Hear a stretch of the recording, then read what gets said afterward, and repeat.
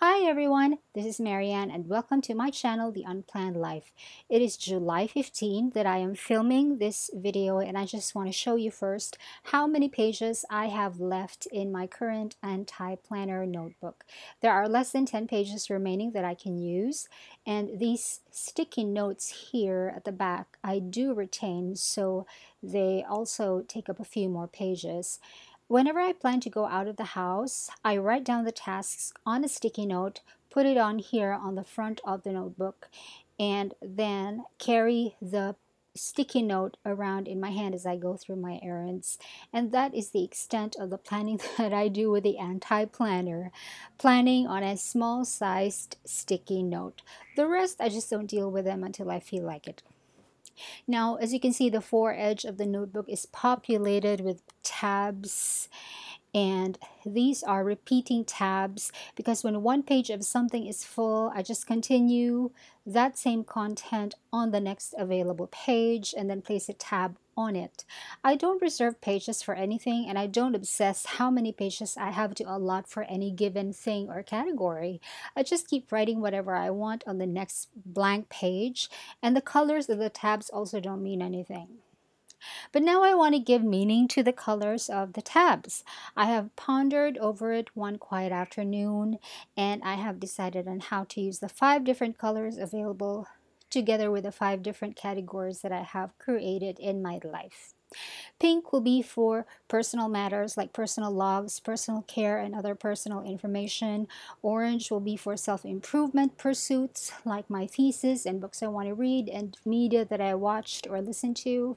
Yellow is for notes and random info, and yellow is also for tracking what ink is in what pen and what lead is in which mechanical pencil. You cannot believe how confusing those things can get if they are not logged.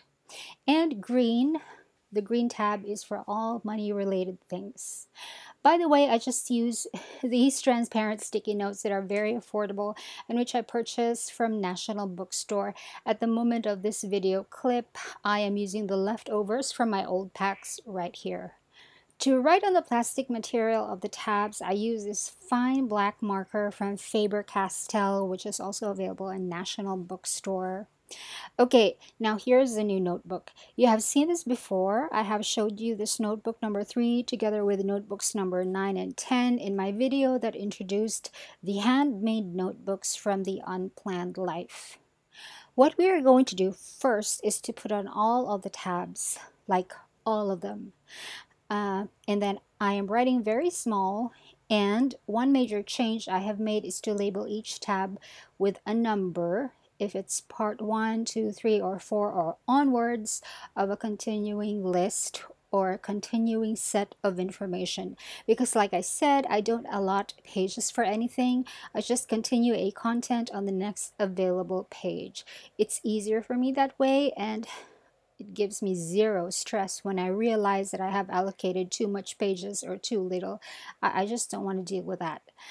In the process of placing the tabs, let me show you what I have discovered and which I never planned for, but which I am happy that this is happening. I align the bottom of the tab with a line at the bottom part of the page right here, as you can see.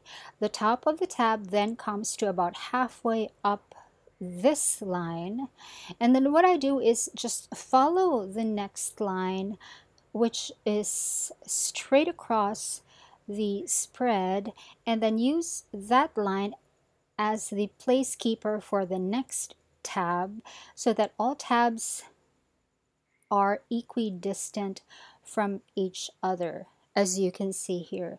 That is one benefit of a notebook that has all the lines straight and connected across each spread. I swear I never planned this. As you can see in my current notebook, the tabs are all over the place, not even numbered, and with meaningless colors, and the pages of these are blank, as you saw in my previous video about me making this notebook during the lockdown. This time when I made a ruled notebook, it just simply aligned with the sizes of the tabs. I mean, the 5mm rule simply aligned with the sizes of the tabs. And now for the most fun part, to choose the cover for the notebook. I realized that regardless of what day I will be starting using this notebook, I will definitely be using it within my birth month, which is August. So what best cover for it than this alphabet maze cover from Hobonichi, which contains wooden letter blocks that I remember playing with when I was very little. They don't make these wooden blocks nowadays. Most toys are plastic these days, and even those are being phased out in favor of electronic or digital toys and games. But for me, this cover really just makes me so happy, and it's a little dark on the outside, but a very bright yellow on the inside. And I love yellow. I think it's a very happy color, in my opinion. I like pairing yellow with gray now that I am grown up, as you may have seen in some of my videos showing my bedroom, which I will link down below. But this cover, I think, is the perfect one for this notebook. Even the page markers have wooden round beads on them with different colored cords. They're very, very cute. And then, of course, we also have always the cover on cover. By the way, this alphabet maze cover does not have a stash pocket at the back, but that's okay because I never even use the back pocket on my current one. Also, to protect the inside of the cover, to protect the inside of the cover, I added another layer of protection. I cut down one of these transparent file folders that you have seen me repurpose so many times over the years. I have so many of these on hand because they are leftovers from projects that I have done before. I simply cut this down to um, A4 size and then slipped it inside the cover. That way the notebook's sharp edges, if any, will not rub against the inside fabric of the cover. Although I know I shouldn't worry because the material used the fabric used for the covers of the Hobonichi fabric covers are very, very durable. They're very good quality. But, well, I just wanted to make sure I don't destroy this very pretty cover. And then I decided I needed two more like ribbons. So I decided to add two of them to the actual notebook because I don't ever want to modify this particular cover. It's already perfect as it is. I took some soutache ribbons that I purchased a while ago from a fabric store. These are very affordable, like only a few pesos per yard. I currently have the gray and the cream colored ones. I cut off a reasonable amount of length from this mess of soutache ribbon, which I have to organize, and then I used Elmer's glue and an additional small strip of gray fabric to attach the two soutache ribbons to the spine of the notebook, and then covered it up with the gray fabric to make the bond stronger. I used a lot of glue for this part, so it took a while to dry, but it dries very strong.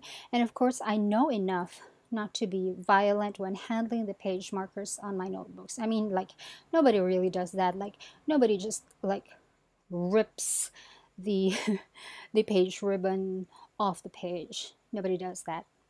Now these page ribbons are not flat at all. Even the ones attached to the Hobonichi cover, they are not like the grosgrain ribbon on the other covers, but that's okay because the spine on this notebook is very, very strong. And then of course, as I go along, I can observe how the spine of the notebook will hold up after a couple of months of use. I also have these small wooden beads from the fabric store, which, as you can see, I hope you can see it, cost only 15 pesos per pack, and I have 5 different variations of them. It wasn't easy to pick which ones look best with which, and what was even more difficult was getting the soutache ribbon to go through the tiny holes on the wooden beads.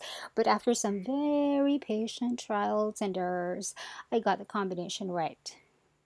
And then, after that, it was just a matter of knotting the soutache ribbons to align with the knots on the existing Hobonichi ribbons, and then cutting off the excess, and then sealing the soutache ends with a lighter. Now, I have 4 notebook ribbons.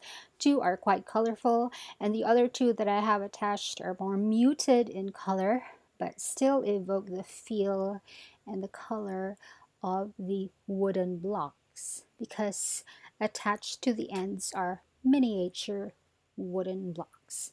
I can't wait to start using this. It's going to be soon, but I don't know exactly when. I don't feel the need to start anything on a Monday or a Sunday or on the first day of the month. It can be a Thursday. I don't really care.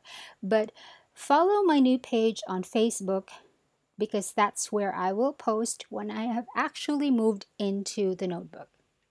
And that is my video for you today. Thanks for watching. Bye.